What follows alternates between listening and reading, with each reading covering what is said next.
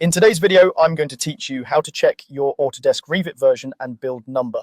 Knowing exactly which Revit release you're running is essential for troubleshooting, collaborating with teammates, and confirming plugin or template compatibility.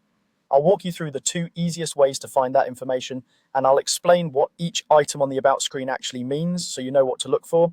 First, open Revit on your computer. It doesn't matter if you open a project or just land on the home screen, either way works. Once Revit is up, look toward the top of the interface. In the upper right area of the ribbon, you'll see a small question mark icon. That's the Help menu.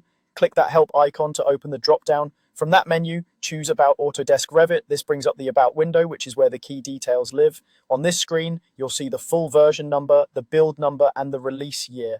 The release year is the commonly used name, like Revit 2024 or Revit 2025, and it's handy for general references.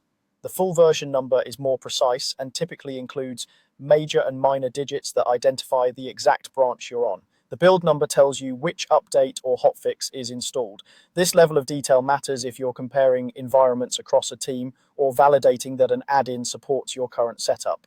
If you prefer, or if you don't see the Help icon for any reason, there's a second path that gets you to the same place. Go to the File tab in the top left corner, which opens the Backstage view. From there, click Options, and within the Options window, choose About. You'll arrive at the same About screen with the full version number, build number, and release year displayed together.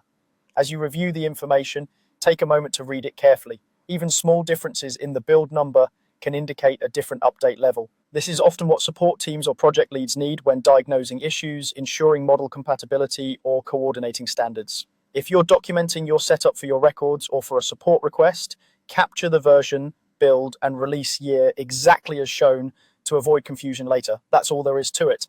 Open Revit, head to Help, and select About Autodesk Revit or use File, Options, and About.